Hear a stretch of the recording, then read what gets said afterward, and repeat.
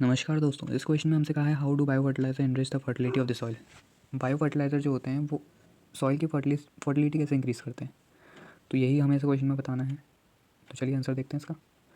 Bio fertiliser क्या होते हैं? सबसे पहले बायो फर्टिलाइजर ऐसे लिविंग ऑर्गेनिज्म होते हैं जो कि सॉइल की फर्टिलिटी इंक्रीज़ करते हैं, है ना।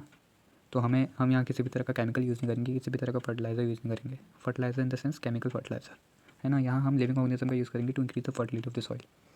It involves the selection of the beneficial microorganisms that help in improving the plant growth through the supply of plant nutrient। तो इसमें क्या होता है, बेनिफिशियल माइक्रो ऑर्गेनिज्म का यूज़ होता है जो कि प्लांट की ग्रोथ को इम्प्रूव करने का काम करते हैं और उनको न्यूट्रिएंट सप्लाई करने का काम करते हैं।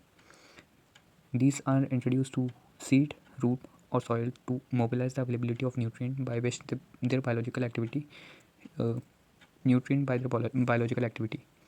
तो ये कहाँ कहाँ इंट्रोड्यूस करे जाते हैं? बेसिकली ये सॉइल में सबसे ज़्यादा इंट्रोड्यूस करे जाते हैं, लाइक साइनोबैक्टीरिया हो गया और राइजोबियम वगैरह हो गया, है ना।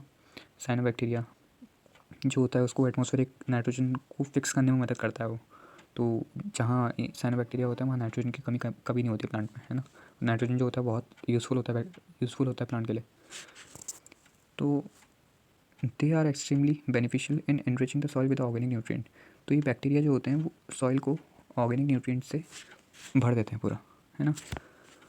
Many species of bacteria and cyanobacteria have the ability to fix free atmospheric nitrogen. अब एटमॉस्फेरिक नाइट्रोजन जो कि बहुत उनकी बॉन्ड एसोसिएशन एनर्जी बहुत हाई होती है नाइट्रोजन की, 3 बॉन्ड बनाता है नाइट्रोजन एक दूसरे से। तो वो बॉन्ड को तोड़ के उसको फिक्स करने का काम कौन करता है? साइनोबैक्टीरिया, है ना।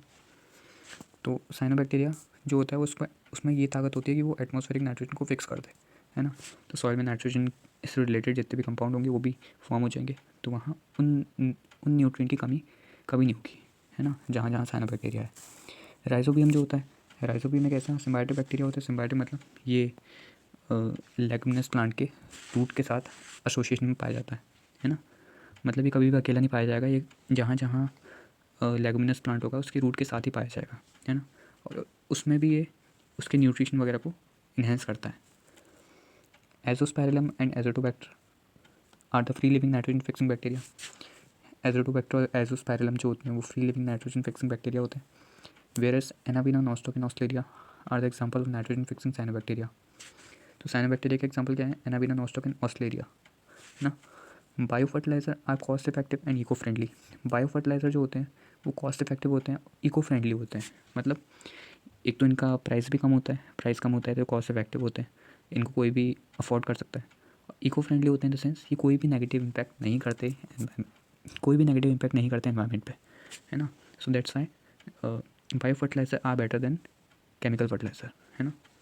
So that's all about this video. So thanks for watching this video. Meet you again in the next video. Till then bye bye, take care and all the very best.